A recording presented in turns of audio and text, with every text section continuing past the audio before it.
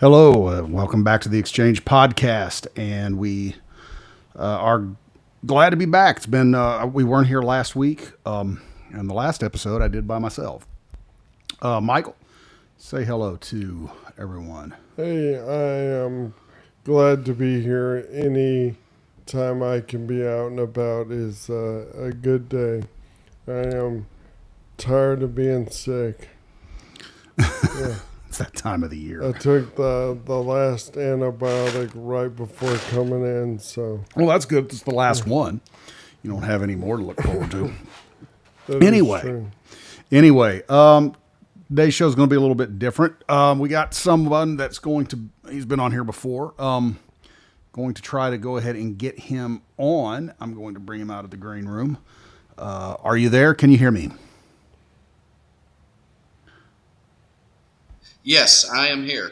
Awesome. So, it is Justin. He has been on here before, and we always like to have guests. And it seems that most of our guests are probably going to be call-ins for the near future. There's a couple I'm trying to work on to see how that works. But today, kind of want to talk about some stuff because this morning I was listening to something from another podcast, which they're not they're favorable towards the present administration and things they're doing. But one of the things that I've kind of noticed about even people on the right, I think they're allowing themselves to listen and be too influenced by the media. And there's several of them that are scared to death of the tariffs when in reality, the tariffs are not even really the problem. I think a lot of it is that the media has so scared them that they cannot see what's actually happening in some cases. Anyway, Justin, welcome to the Exchange Podcast. Say hello to everybody, and then give us some thoughts on that. Well, I mean, realistically, I think so a lot of people are scared about the tariffs because they look at the history that we've had. When you look at it from like 100 years ago and 200 years ago, the tariffs had to be levied by Congress, but all of that changed. Well, I can't remember exactly when it changed, but now the president can levy tariffs and repeal them. So we're kind of in uncharted territory. And what we're already seeing is Trump is getting some of the deals that he wants, where all these countries are like, okay, we'll lift our tariffs off of you if you get rid of the tariffs on us. Well, I mean, we just noticed that China has said that they are going to look into the concerns, I should say, at the southern border of fentanyl, which unless you're just somebody who hopes for the sinking of the Titanic with America, you understand that what that means is China's flinched. Yeah, Well, absolutely. Well, the other thing is, we're in a huge trade deficit with Yeah. him, and now he's bringing them to the table and making it a little more of an even playing field. Yeah. Oh, absolutely. Well, I think, were you going to say something, Justin? Yeah, one thing I was also going to say about that is when you look at fentanyl, a lot of the precursor chemicals are actually made in China and then shipped to Mexico and then assembled by the cartels and then shipped across our borders. Yeah. And they also make it all the way up into Canada. I mean, it's just kind of this horrible situation going all throughout this part of the hemisphere, or this whole hemisphere. And China's also kind of in a really interesting predicament a lot of people don't realize. Their one-child policy has backfired considerably. Now they've increased it to a two-child policy. It's 3 now. Three now, yeah. Because their population is dying off. They've got like excess. Last I checked, there's like 40 million males who will never be able to find a mate. So those guys have really there's no motivation for them to continue the Chinese economy, continue Chinese society. They have no motivation to stay in China. So there are a lot of those guys that a lot of the men who can afford to leave will leave China, which is why China's doing kind of some that's even probably more sinister. They've got now secret Chinese government linked law enforcement details here in the U.S. that spy on Chinese citizens, which now the whole desire is to actually arrest them for violating Chinese law and saying stuff against the CCP, arrest them, and then traffic them back to China to stand trial. And, Well, I think Xi's even got a coup going on right now. oh yeah, well, there was a guy I was listening to. He's a retired Green Beret. He was with the first group, and I can't remember what the first group was over, but he has spent a lot of time in Southeast Asia. He speaks fluent Chinese, and what he said is that they have, I can't remember what he called it, but it's similar to the European divine right of kings, or it's like the mandate of heaven. And so basically, if the leadership messes up, even though they have a quote unquote mandate from heaven, the people also have a mandate from heaven to ensure that the leader is ruling correctly. So they will toss their leadership and not even think twice about it. Sounds like they adopted Adam Smith's philosophy. Yeah, a little bit. Or they may have had it, and Adam Smith kind of had the same philosophy, not even realizing. Yeah. Well, I think it's human nature. I think, because that's what our Declaration of Independence talks about, is that human nature typically is one that will accept things going really sour and bad up until we don't. And then it becomes the duty of those people to remove the government that no longer represents them. Yeah, well, some of the other things I had heard was that some of the large cities in China where they produce goods are empty. The tariffs are hurting them far more than it's hurting us. Yeah. The other thing people are worried about tariffs, we existed as a nation for how long without a federal income tax? Yeah. We did it by tariffs and, making deals that were favorable to our economy. Yeah. Well, and so, now, I think another question that a lot of people are asking besides the tariffs, and I've not really heard too much, but the next thing that they're acquiring about is, at what point does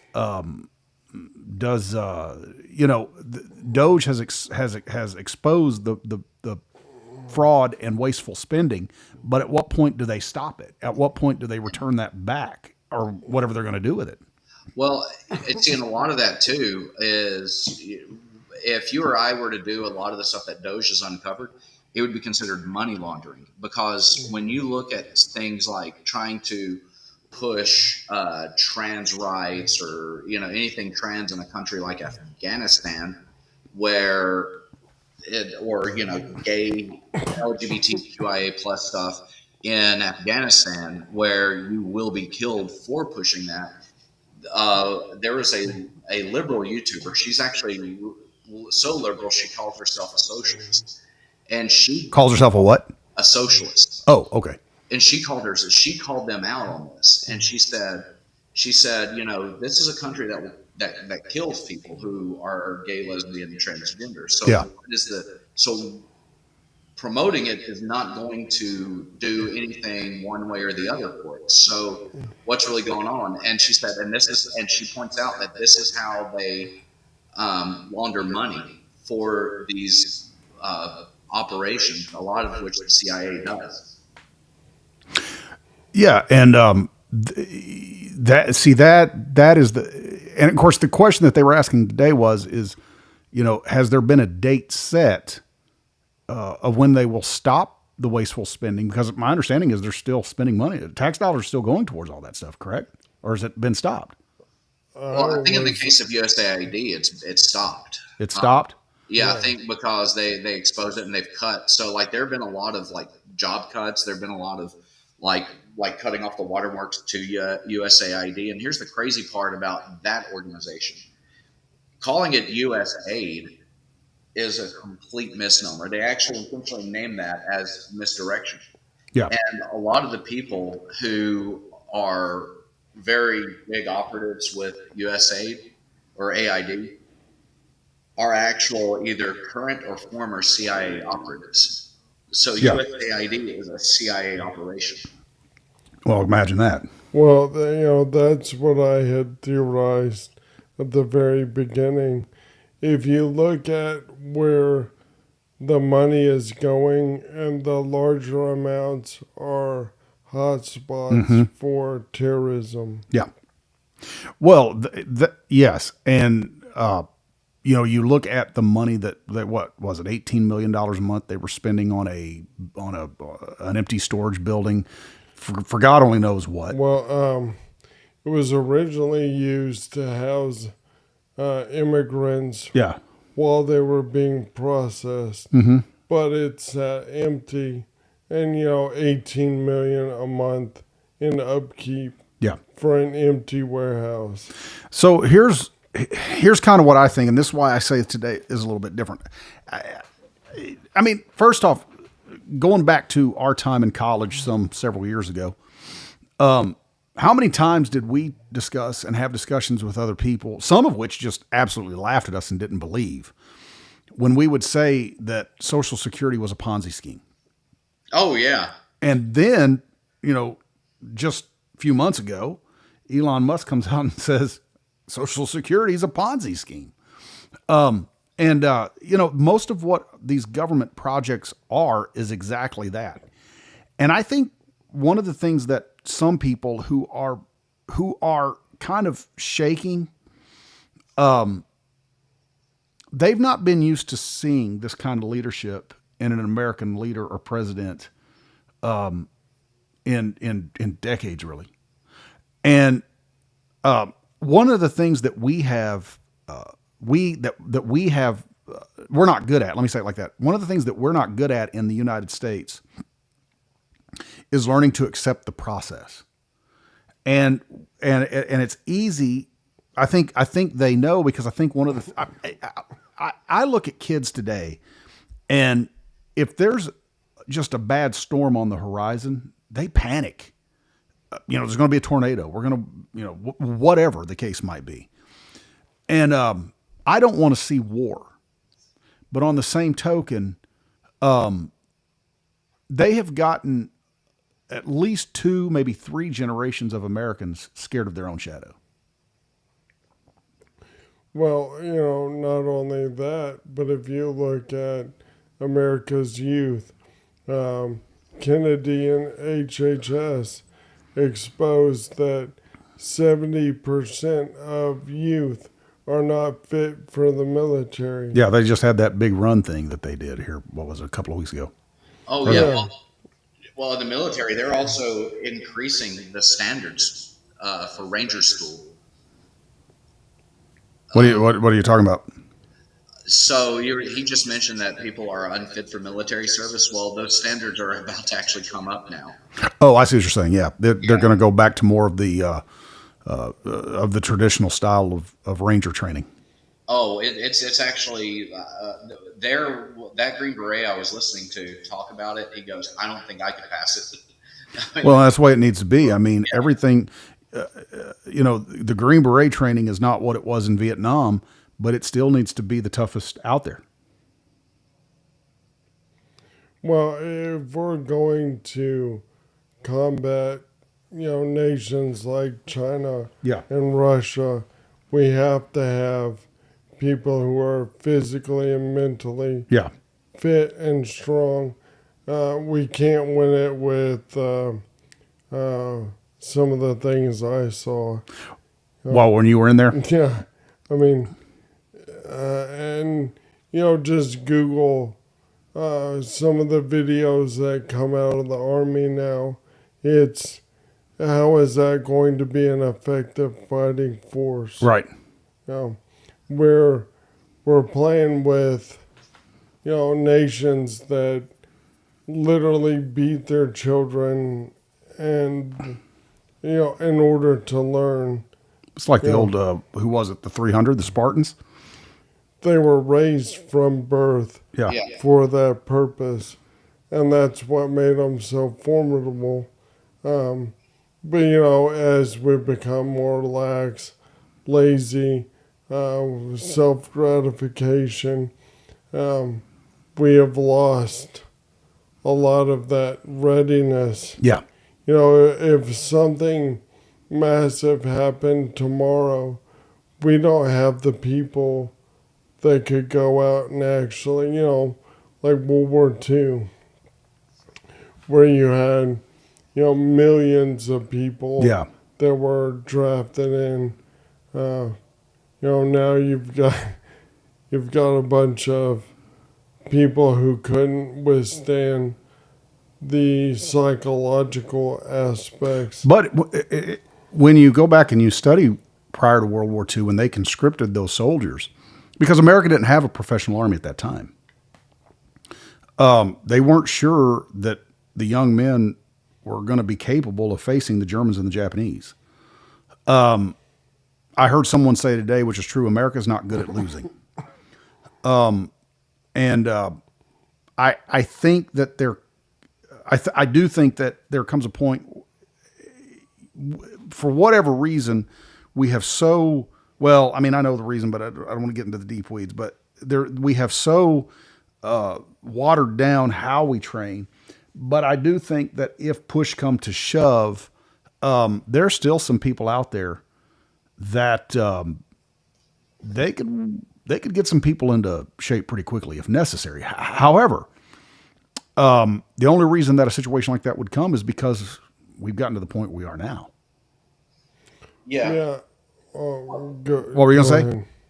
No, I was going to say, like, when you look at before World War II, people were freaking out about that generation. Yeah, they And were. so I have full confidence that if push came to shove, we would have a group of young men who would be able to last very, very strong during war, because even with kind of like this woke mindset and this woke mind virus that we're seeing, there's still enough young men in the U.S. who adhere to the old ways, basically our ways, and that growing percentage who would totally own the battlefield.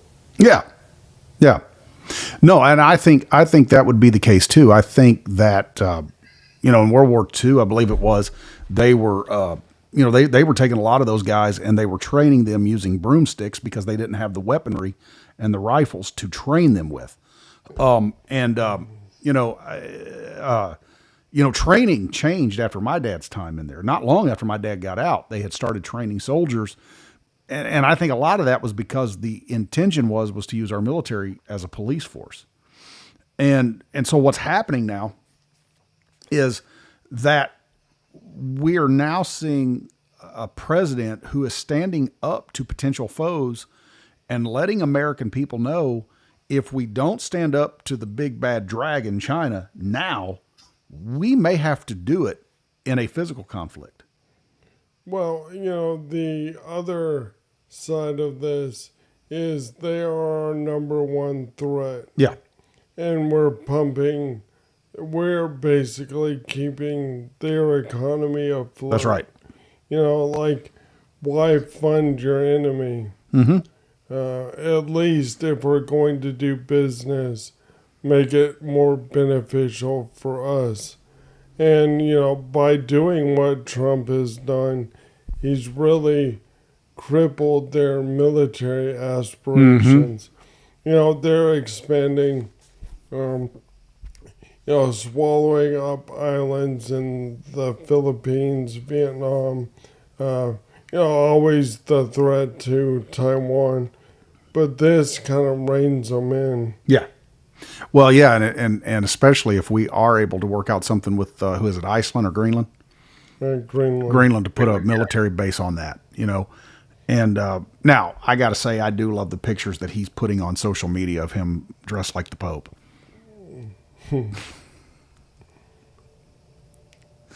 Yeah. So you still with us? Yeah, I am. You know, and the thing is like, you know, people don't understand that it's like he trolls, and Oh, there's a yeah. reason for him doing all of this stuff. Well, my favorite moment that he did came from the first administration when Kim Jong Un called him old, and he goes, "Why is he calling me old? I would never call him short and fat." Well, you know, and that's all. I mentioned that to a guy today because he put the picture up of Trump and the Pope's, you know, and you still there? Yeah, I am. Okay, because I heard some kind of, I didn't know if maybe it dropped it. No, that I think that's my computer telling me there's an Adobe update that I'm not Okay, able to install because okay, and you know, I said, look, I said a lot of the people on the left just do not have a sense of humor, and you guys take him literally, and you don't take him seriously. And that's where you're missing it, because he's very serious about what he's doing, but he's not literal in how But he's he's having fun Yeah. along the way. yeah And, you know, he's saying it's okay to laugh at him. yeah You know, like, take a chill pill. yeah. Well, like the whole thing with trying to get Canada as the 51st state. He's not serious about that. right. But the Canadians didn't take it well. No, Because if you look at their election, they were like, "What's that about?" yeah.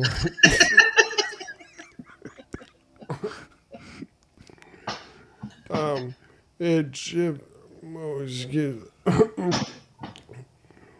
Boy, if I ever get over this, it shifted their election Yeah, by as much as 5 points. maybe that was his. Think about But this. they, I mean, they went the wrong direction. maybe that was Trump's reason, because now this guy comes in and he says, "You know, the days of negotiations over," and the very next day he gives Trump a phone call, wanting to work a deal out. Well, but Bolivar would have been a much better choice because he was not putting up with a lot of the woke mind virus that they were having. Justin Trudeau, just with a stroke of his pen, banned AR-15s. Then he started banning pistols. Then he started making it harder for people to own guns in a country that's already almost impossible to own guns. And then, because the process, you have to like pass the test. They don't have a Second Amendment in Canada. So Yeah. the process to get a gun ownership is you have to pass like a psych eval, you have to pass a competency test, and you have to go renew your license every so often. And by the stroke of his pen, the prime minister can completely get rid of everybody's gun ownership. Yeah. As we saw with what Trudeau did. And then the entire time, Trudeau's like, no, we're not coming for your guns. We're not coming for your guns. Then there was like one mass shooting that just so happened to involve an AR-15. No, I don't think it involved an AR-15. It may have just been pistols. And then he got rid of AR-15s and everything else that they could put under the assault weapon chart or classification, which is so stupid because those aren't assault weapons. Yeah. And then now he wants to get rid of pistols. Yeah. Well, they'll end up like England, where you can't even buy knives without your ID and all Well, yeah. that. What was that a few years ago? That dude come attacking people with a hatchet. Yeah. Yeah, they have mass stabbings. Yeah. You know, people will find a way to harm each other. And if you're in the Middle East, it's mass stonings. Yeah. So I mean, you know, people are pretty creative on how they kill somebody. Well, you know, going back to Canada, I had heard that they had legalized fentanyl. Canada. Yeah. So you can't defend yourself, and people are ravaged. Yeah. With, you know, the worst of the worst as far as street drugs. No, I think it's massive stupidity is what it is, and that's what you cannot get across to a lot of people is, look, you know, the moment you remove someone's ability to defend themselves, the bad guy's going to know, hey, they can't defend themselves. Go take advantage of them. Yeah. I mean, that's why a majority of the mass shootings and other mass casualty events Yeah. happen where they know the population is unarmed. Yeah. Yeah. Oh yeah, What? and mass casualty events don't even need guns. I mean, the deadliest mass casualty events we have seen have involved people renting moving vehicles, Yeah. driving through crowds. I was getting ready to say that. Yeah, they're taking these cars. I mean, what was the first one we saw down in New Orleans when that guy took? That was New Orleans, but the very first one we saw, I think, was over in Paris, France, where a guy did that. Yeah, he took the car and just ran straight through the crowd. You know, I mean, what are you going to do? Everybody's going to go back to horse and buggy. Well, then now you've got people running over people with horses. I mean, look, Cain didn't kill Abel with a modern weapon. You know, I mean, according to the scriptures, it was with a stone. So, you know, evilness is in the heart of man. And here's what I think too. I think, you know, this is really a time when, if you believe, you know, if you believe in God, you believe in His Son, you believe in the Bible, you know, if you're trying to do all that, I think you have to step back just a minute and you have to go, okay, if we allow them to intimidate us and scare us to the point that we think that Trump's tariffs are going to sink us and send us into some kind of depression or something that's going to create mass havoc.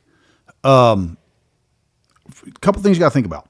What we were formerly doing was not working. And that's why we are where we are, because you mentioned about 100 years ago, right? So, I mean, I read the other day, it was actually 1936 when Congress decided to go ahead and give the president power to levy and lift vetoes or You mean tariffs. tariffs, yeah.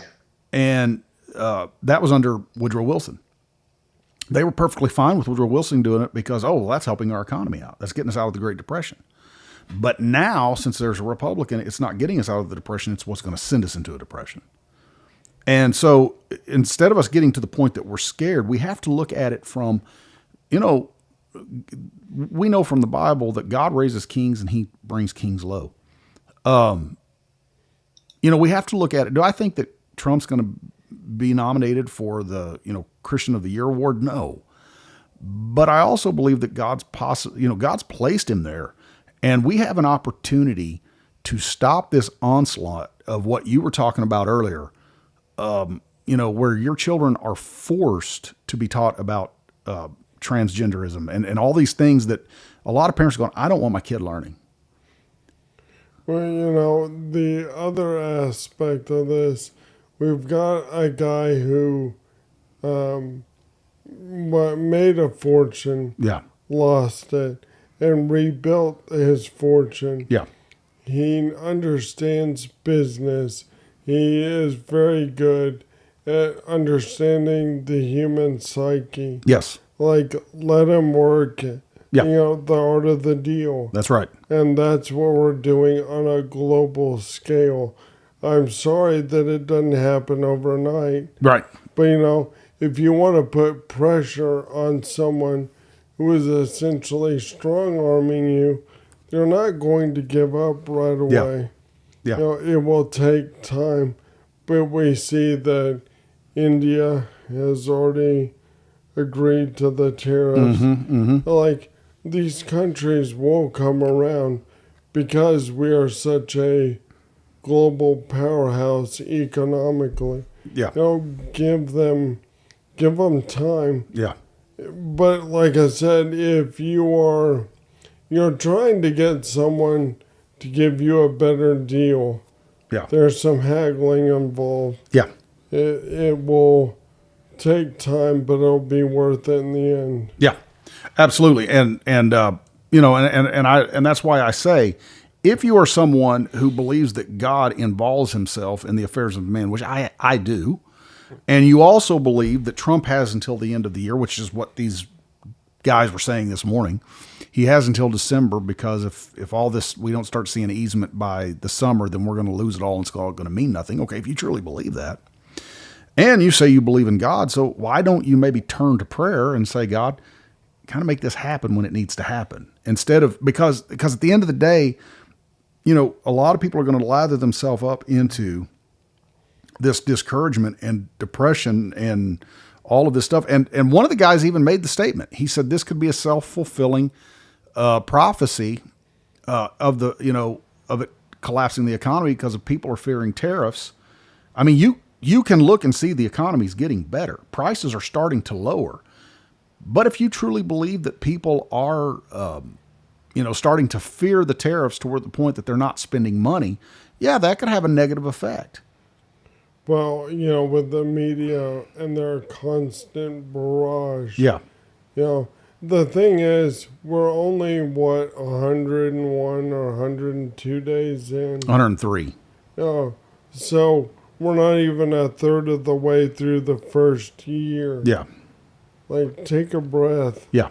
It'll be okay. But that's what I was saying. We're not good at trusting the process in this country. No, right. Well, yeah, sorry. Go ahead. No, go ahead. Well, or which one? We have this instant gratification. We don't know how to do delayed gratification on anything. Yeah. It's like, yes, Trump is a businessman. And when you look at anybody who deals in business, they understand that sometimes you have to, there's a little bit of suffering at the early stages for a huge amount of gains. And anybody who works out understands that. Like, if you've never lifted weights before, you're going to have to find a starting spot. So you may find a trainer, and that guy's you're going to be like, well, this isn't that impressive, and you're lifting a little bit of weights. But then you go home, and you're like, okay, I don't feel so bad. And then the next day you wake up, and every muscle aches, and you're craving water. And you're just like, oh, my gosh, what's going on? Well, that's your body has not done that before. So your body is having to adjust, and it's making all of these massive adjustments. But you give yourself about 3 months of consistently going to the gym and lifting weights and following your trainer's advice, you will actually see the fat go away, your muscles will start to show up more, and you're going to feel a lot better. But it takes about 2 or 3 months of just, as they say in the Navy SEALs, embrace the stuff. You have to embrace the horrible times that you're going through. Mm-hmm. And go ahead. The bigger payoff later on down the road. Well, you mentioning the instant gratification, it was like kind of our conversation yesterday, and just to name one with the whole Hawk Tuachik and these people that are coming that are becoming viral video sensations, that has really become the new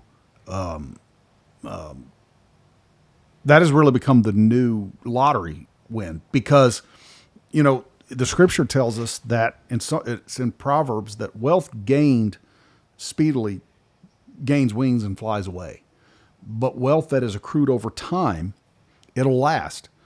Look at how many kids you've got. How many of them would actually have a good business plan if you talked to them? Not that they're supposed to at that age, but they're spending a lot of time doing all these TikTok videos and all these things to try to get to become. And look, I'm not trying to condemn anybody because I'm a podcaster myself, but you've got to have something that is going to take you a little bit of time to work to and get there.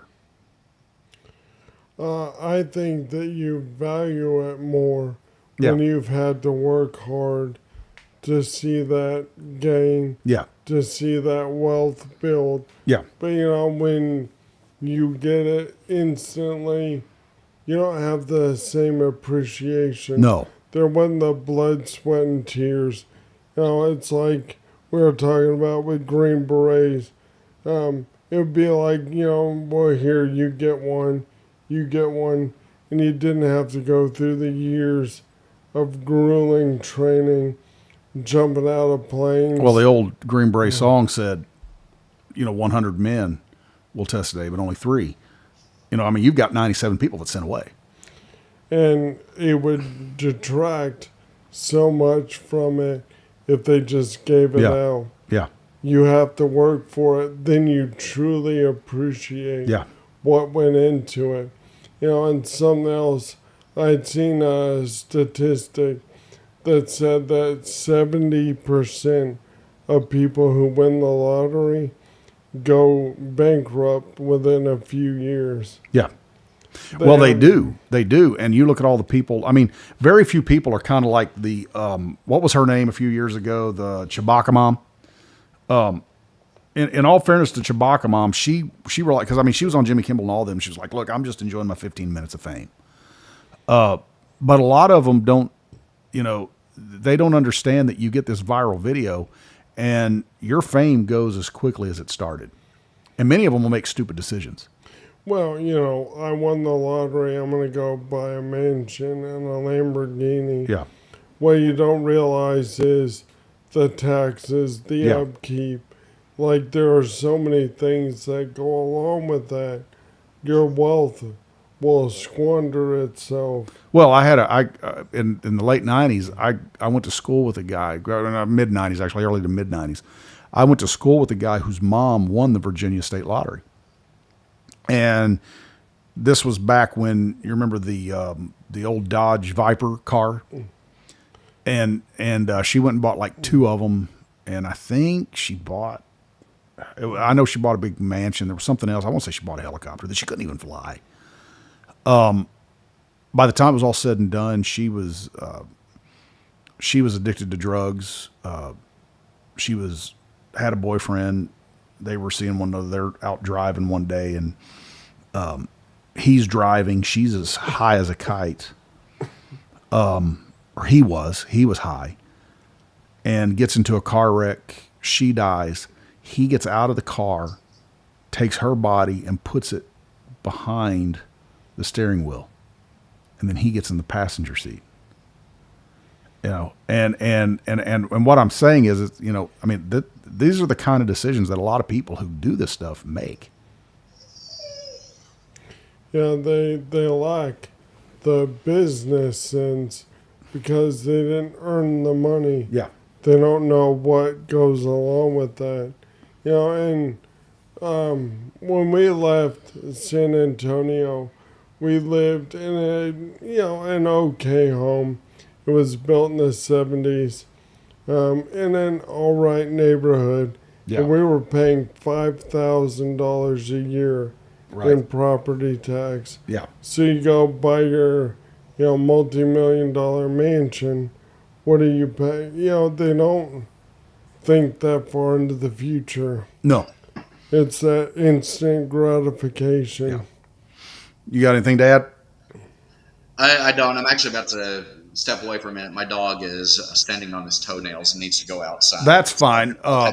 Yeah, that's fine, because we're probably going to be wrapping it up here in just a few minutes. But thanks for joining us anyway. And No, I'm coming back. He just has to pee. He's okay. All right. be All right right. back. All right.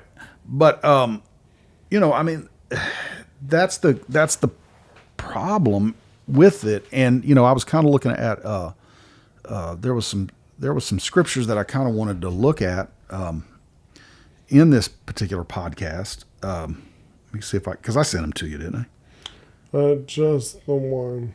Was it just the one? Oh yeah, it was what we're talking about. Proverbs 13:11. Wealth gained hastily will dwindle, but whoever gathers little by little will increase it. And that's really kind of what I wanted to, I mean, and that's really, I already touched upon this. I mean, if you really think that this country is on its last leg and it's on its way out, then instead, I don't put my faith in Donald Trump as going to be the savior, because he's a human. I do pray God keep, don't let him do anything stupid. Give him guidance, and so on and so forth. And I believe that Butler, Pennsylvania was a humbling experience for him.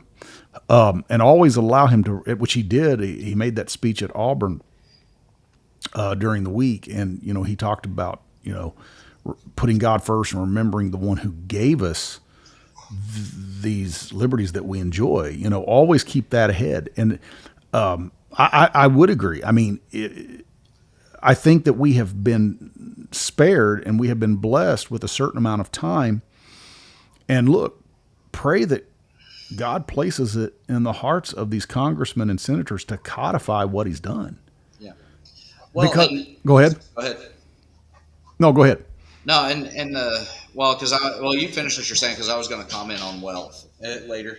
Oh, and just, because nobody look. The moment you say that you are, you voted for Trump, you don't even have to be a MAGA supporter. Just say you voted for Trump, and all of a sudden Bill Maher was saying, I don't remember who he was talking to, but he said, every one of you liberals who have said that a Trump supporter is a Nazi, you need to apologize to 20 million Jews because you have completely completely deflated the meaning of what that word even means. You have no idea what that word means, and yet it's thrown out. The moment you say you voted for, and people are going to cut you off. But you know what? They're going to cut you off. Insane people are going to cut you off. There's good luck reaching them. Yeah, well, it goes back to the saying, don't argue with a fool because an onlooker won't be able to tell the difference. Yeah. You'll look foolish too. Yeah. There are certain people you literally just have to walk away. Yeah. There is no reasoning. They've been given up to a debased mind. That's right. And the scripture tells us that. You had a comment, Justin, you want to make? Yeah, so going back to the whole wealth discussion, when you look at people who gain wealth, who are wealthy, most of the people who are wealthy they kind of got a head start, especially when you look at the billionaires. They got a head start from their families, but it wasn't because they got that head start that they were able to maintain that wealth. Their families actually invested time and resources to train their kids how to maintain that wealth and grow it.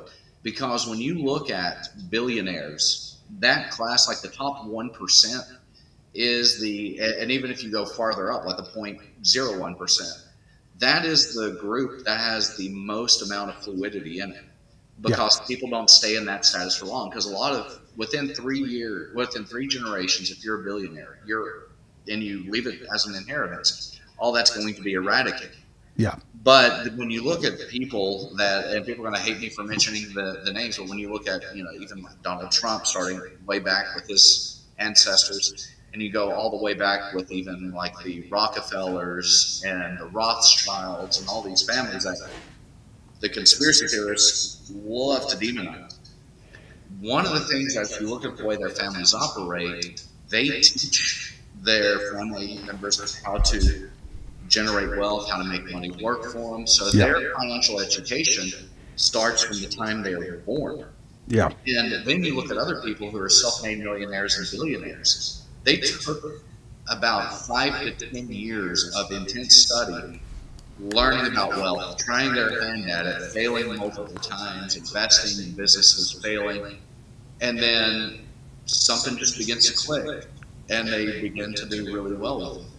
And so there is a massive amount of struggle. So those people, if they went and won the lottery, they're going to do very well with it. They're going to be like, well, hey, I just made $100 million, or I just got $250 million. I know what to do with it now. I'm going to put this in my family trust. I'm going to start using this money to invest. And they're going to know how to take that $250 million, $100 million, $250 million, and turn it into billions. Yeah. Well, let's look at, and Tucker Carlson has said this, and I know a lot of people think Tucker's a nut, but I don't disagree with him on this. Tucker has said that the Democrat Party is, it's devil possessed. And I understand what he means by that, because you look at how diabolic that party is, and what would be a May Day without Bernie Sanders and his oligarch speech? And he gave one this past Thursday or Friday, and it was Thursday, I guess. And what is really the reason that gets Satan kicked out of heaven? I mean, he feels that he's entitled to what's not his. And then you look at, when Jesus comes to this earth, what does Judas say to him when Mary breaks the ointment over his feet? That could have been taken, sold, and given to the poor. And if you read the scripture, he was the one skimming off the earnings. Yeah. He was upset because he saw a large amount of money in his opinion, being wasted. Yeah, because he was going to take what he thought was entitlement. I mean, and you see why the Bible called Judas the son of perdition. And you see why the Bible lets us know that Satan himself entered into Judas to do what Judas did, because the very thing that Judas does is the very thing that gets Satan kicked out of heaven. And when you look at I'm not saying that greed is good, and capitalism does foster greed, but I will add a caveat: all economic systems foster greed. Yes. The communists were just as greedy, but they were way more murderous than any capitalist ever thought about being. That's right. Well, it's the distribution of greedy people is just different. Yeah. With each economic system, greed is in the hearts of many people. Yes. But like under communism, only the rulers get to exploit That's right. it. That's right. And like you said, that was something else. And I heard Dennis Prager say it once. And, he said, people tell him, well, look at all the people that have died under religion, under Christianity. He goes, no, wait a minute. He said, you're referring to the Middle Ages. He said, when everybody fought under some religious banner in the name of some God. He said, but let's compare that to the 20th century and how many people died under communism, which is a atheist philosophy. He said, far more. He said, so do you still want to compare and contrast, who's died in, a religious name versus a name of no God? And he said, but also look at how violent those deaths were. And that is what people don't, when Romans, you quoted that scripture about people being turned over to a debased mind. Paul gives a great outline there of what happens to people when God turns a person over to themselves or humanity over to humanity. It becomes really ugly. No, I mean, and it does not take long. No. Humans, the heart is wicked. Yeah. And if you don't choose and to allow God to change you, Yeah. if you could do it yourself, there wouldn't be a million self-help books. Yeah. When you allow him to make the change, it legitimately happens. Yeah. But when he gives you over to yourself, all the greed, the lust, the pleasure, the instant gratification, the lack of self-responsibility, all that creeps in. And when you're driven by that, and that's what runs you, you're acting as a sociopath. Yeah. It's all about you, and you will squander everyone around you. Yeah. Yeah, you'll do it in a heartbeat. I mean, it's human nature, and human nature is very much a get what is mine first. And I said all that because there was someone who today had said that he said I would much rather vote for humanity and taking care of the of civil rights as opposed to lower taxes and lower energy prices. And I said, and that's how they get you right there. If you're suffering, your suffering's fine as long as it's benefiting the plight of someone else. I said, but the problem is it never benefits the plight of someone else, because if you're doing well, you can choose and you can help people. But look at what Doge has already discovered, that all of this suffering that we've been doing to ease the plight of someone else, just as you mentioned earlier, Justin, it is a money laundering scheme. Yeah, well, the other thing is if the economy improves and the cost of eggs and oil and milk and all those things go down, it benefits everyone. That's right. The other thing is when you want the government to be your mother or your father, Yeah. you want the government to pay your housing and to pay for your food and everything, you become dependent on them. That's right. And then they've got a stranglehold on you. Yeah. Guess what? You dissented. Well, then it'll be like China. Okay. Well, now you don't eat. You don't use transport. Yeah. No, that's you become subservient. That's right. To the government instead of the government serving you. That's right. That's right. Were you going to say something, Justin? No, I wasn't. Well, and that's, to kind of wrap it up, and I think that's where, as our society, and that's why I do see a glimmer of hope. Not, again, I don't put my faith in a political party or a person, but I do see a glimmer of hope. As much as the left want to say that he did not win a landslide victory, he did. And,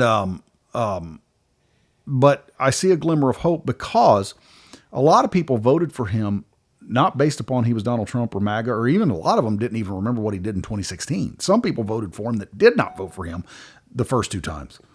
But I think that what we're beginning to see is that people are beginning to realize that the secular progressives have done everything they can to get our eyes off of, you need a community. Okay, I understand that. But they want to take you away from the fellowship of believers inside the church walls. And they want to take your focus off of God, who our founders believed our rights came from, who I believe they came from too. Because the moment you can do that, now you shift the focus and the vision on government. And that's exactly what people want to do who have descended to their most base, most common denominator, and that is, it's not good at all. No, I've said this before, but the left has really become the party of death. Yeah. They promote abortion. Yeah. They love the killing of babies. They wore the pins, I heart abortion. Yeah. And then therefore euthanizing people that they don't see fit. Yeah. And at a certain point, I think society has awoken and realized, hey, they don't have my best interest at heart. No. And what really is ironic is like the black community and their support for the left. I heard a quote, the most dangerous place for a black baby is in a black mother, or a black man or child. The government has done so much to oppress them. Mm-hmm. And you're finally seeing those shackles being shaken off. Well, Margaret Sanger is the one who was all about sterilizing the water of a lot of people didn't understand the whole colored water versus, the water for white people. In some of those instances, there was sterilants in those waters. Yeah, well, look at all of the men that they experimented on. Yeah. With syphilis. Yeah, the Tuskegee, was that the Tuskegee experiment? Was that the Tuskegee, Justin, or do you remember? The experiment was where they were unknowingly to the victims, not treating or injecting them or infecting them with syphilis. And then, the Tuskegee? Yeah, the Tuskegee experiments, and then not treating it because they wanted to see how far it will spread. Yeah. So, the left has been horrible to the black community. Well, and the ironic thing is Hillary Clinton saying that Margaret Sanger was one of her heroes. Right.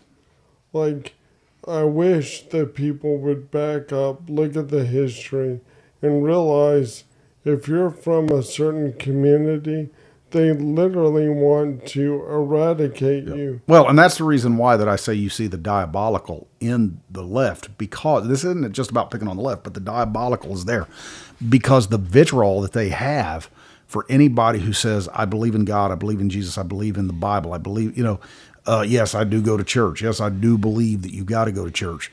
I was attacked pretty bad, not physically. When all I did was they had quoted a quote by, I think it was, the famous atheist. I can't think of his name right now.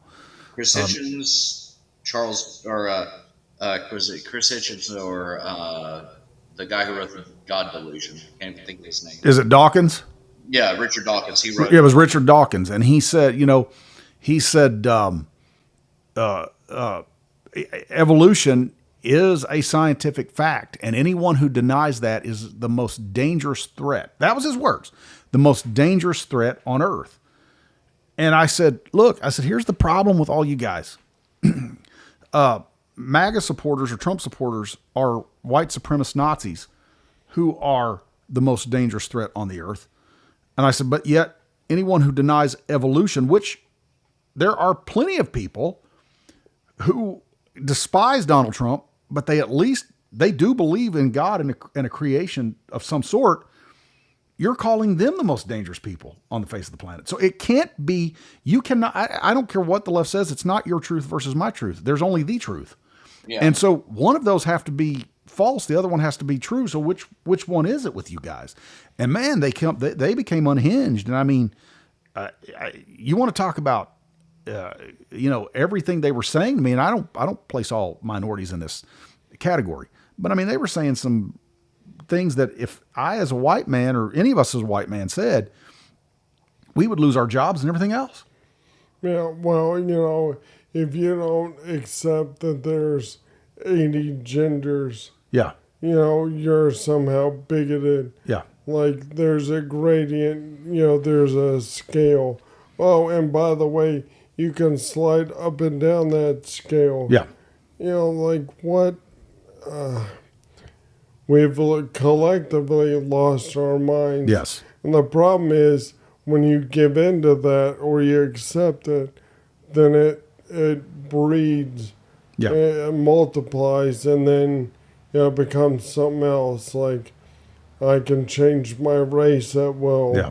I can change my gender at will. Yeah. I can be an animal and use a litter box. Yeah. Like, no, you can't. Well, and I refuse to do what the left does. I don't put everybody who votes Democrat or even on the left in the category of saying they all hate us and want to see us dead. I'm not going to say that. But I will say this. That's the reason why you better shore up your faith and know where you stand, because there is that segment that want to place you as being the most dangerous threat. Now, here's what concerns me with that line of thought. We've already seen it in Butler, Pennsylvania. When does somebody decide that it is incumbent and it falls to them to be the savior, if you will, of society, and decide to go do something that is dangerous and deadly to all of us because they have been fed this stuff, and you're going over and over. Yeah, and that's exactly what it is. I mean, and repeat a lie long enough, and eventually, people believe it. Yeah, it becomes the truth. Well, the other concerning thing is they did a recent poll of self-professed liberals, and 55% wanted to see Trump assassinated. Yeah. And, I'm going, look, even though I have lived through presidents that I did not vote for and I didn't like, I didn't want that to happen. Yeah. It's like going, well, I don't like the pilot of my plane. Yeah. They're taking the plane with them if they go. Yeah. And again, some of you guys that are dropping in and dropping out of the podcast, thank you for even showing up. But I want you to understand, we're not just rehashing what we've heard on other podcasts or even on the media. I think one of the problems is, and I think you would probably concur with this too, Justin, the church has stepped back from the cultural and civil arena.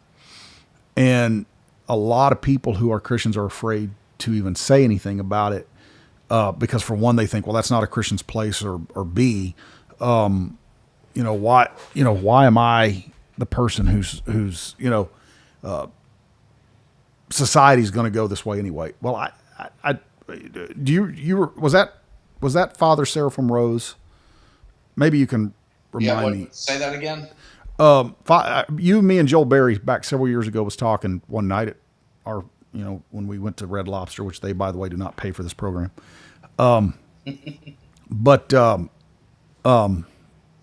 We were having the discussion. Was that Father Seraphim Rose, who the guy from CNN had the interview with?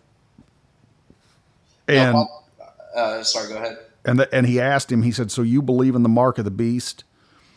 And he pulled up the guys which was one of the very early iPhones, and he said, "And you don't?" Said, it wasn't Father Seraphim Rose. He was dead long before cell phones came out.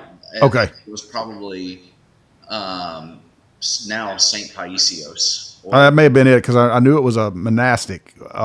It may not have even been him, but there was somebody. It was definitely an Orthodox monk. And he said everything about your life is right there on that cell phone. And he said, "Can we stop the tribulation and the second coming of Christ?" He goes, "No, by no means." He said, "It's going to happen." He said, "But as the church, there's things that we can do to slow it down, or to Yeah, and you have a choice on whether you go with it or not. Yeah. And willingly capitulating and going, well, it's inevitable, is frowned upon. Yeah. God wants you to do whatever you can while you can, not just sit back and go, well, it doesn't matter. Yeah. No, and it does matter. And nobody's saying take up rifles and go fight against your government. No one's saying that. But you make your voice heard so that maybe one day that doesn't have to happen. And when a church retracts or constricts back in any culture and society, it's not long till that society and culture fall. Well, never forget what Christ said. Those that deny me before men, I will deny before my Father. Yeah. If you're afraid, simply based on rejection to spread your faith, then you are excluding yourself. That's right. From God's presence. That's right. Justin, you got any final words for us? I don't. All right. Well, thank you for hanging out with us this thanks. last hour. We're getting ready to wrap it up. And thanks for inviting me. Absolutely, man. And we'll have you back on. You have a good day, and we will talk to you later. All right. Later, man. Mm-hmm. So, just to kind of wrap it up, I think that, again, for folks that are dropping in and dropping out of the podcast, and if you're just catching the segment of the political side of things, understand that's not what this podcast is about. This podcast is an evangelistic tool. I do ministry. I've never really slapped I've used the title of one or two of them, but I've never really slapped, I've never just put the title of one of the fivefold on me. At the same time, the church, the way things have changed. I have lived long enough to see, how that things have changed. And while the church does not grow around the culture grows around the church. That doesn't mean, that we just don't have anything to do with Paul tells us, he says, you're in this world, but you're not of this world. So when I do a podcast like this, it is an evangelistic tool, because there's been different iterations, not of the church. The church is exactly who Christ established it, upon the rock, and upon himself, upon that confession that Peter made, not upon Peter, but upon the confession of Peter. And that is, you are the Christ, the Son of the living God. The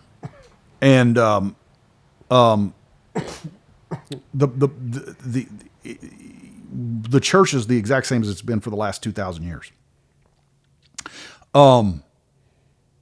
However, ways of, there's been different iterations of how ministry's done. And, when I was a kid, I remember, man, evangelists traveling all over the country to church after church after church. And that still kind of goes on.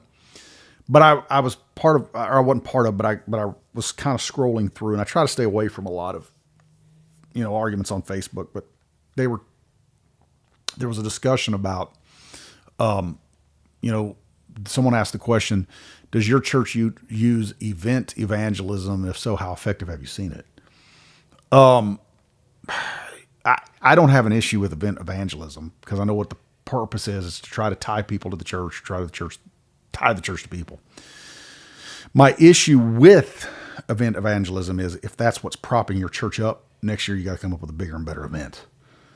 Eventually it will collapse. Yes. There's nothing wrong with having something to promote your church so that you get your name out there and you get people in the doors. But the key is once you have them in, keeping them engaged, making them want to come back, and not just for your concert artist or the fair or the games. Because ultimately, those may be fun, but that's not what. Well, it comes down to understanding and having the Word of God preached and taught. And there's nothing wrong with the fun, bouncy houses and all that stuff like that for kids. And, I don't know if you're an adult and enjoy bouncy house, go for it. But, there's nothing wrong with that. There's nothing wrong with, doing certain things because at Conversion City Church, we do a lot of those things. But if you're listening and you're in the Conway or Greater Little Rock area, hey, church starts at 10:30. We'd love to have you. But I've always felt more, I won't say always, but especially over the last several years, I felt more of a draw and a pull towards evangelism. And I just kind of leave whatever God's called me to do ministry-wise in His hands, and He will open those doors when it's time for that. I see a lot of preachers out there, well, I'm this, I'm that, I'm the other. Okay, fine, cool. If that's what God's called you to do, cool. But I've just, it's when you label yourself, either A, God needs to have been called you, or B, you find yourself limiting yourself. Yeah. You set a rigid definition. Yes. And God could call you to do something totally different. Right. That's right. And everything I do about, the ministry that I feel like God's given me, like the cornerstone verse is Ephesians 4:11. He gave the church apostles, prophets, evangelists, pastors, and teachers. Why? For the perfecting of the saints and to do the work of the ministry. And to be honest, again, like I said, if you've dropped in and out and you've heard this podcast and all you've kind of listened to is the politics, please go back and listen. Understand, this is not a political podcast.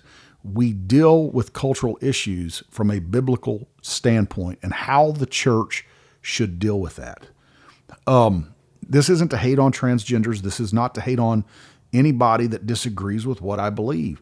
This is to bring about, because the thing is, a lot of people are getting a version, if you will, of what Christians and the church believe without understanding why we believe it. Yeah, well, the other thing is you can love someone, God loves humanity. Yes. But He doesn't love all the things we do. That's right. You can love someone who's gay or transgender or who has had an abortion or whatever. God still loves them too. Yeah. He doesn't love their actions. No. What they're doing is an affront to Him. You can love someone who is addicted to methamphetamine. You don't love the meth. That's right. You love the person. You see the effect that it has on them. It's the same thing with God. He sees the effect of the choices you make. Yeah. Doesn't stop loving you.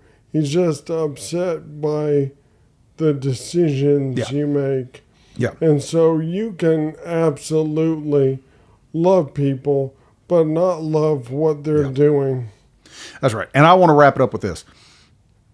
I would never look at this podcast or any other telecast, broadcast, podcast, you name it, whatever cast it is. I would never look at it as the church, not even really as a parachurch. The church is the church. And Jesus said, upon this rock I will build my church, and the gates of hell will not prevail. This podcast, like anything else of this nature, radio, TV, whatever, is a tool to get the word of God out, is a tool to help maybe educate. And I hate to use that word because so many times when people say that, they almost say it in a very condescending manner. And I'm not trying to be condescending. I'm not trying to act like I'm smarter than the average bear out there. But, you know, that's why I'm telling you, tell your friends about us. Go like, subscribe, share, tell your friends about us. Because if they have questions, we don't have all the answers, but together we can all get there. And, you know, this is not for me to become some, you know, famous podcaster or, you know, me and Michael to have some, you know, huge whatever. But at the end of the day, you know, I mean, the church has got to have a voice, because if not, they're going to run all over us, and that isn't good. But thank you again for joining us, and hope you enjoyed it. And again, like, subscribe, share, tell your friends about us, and come back, join the exchange, leave your comments. Again, if you want to call in, we can get you on the podcast. We can talk to you. But until next week, be blessed, go with God.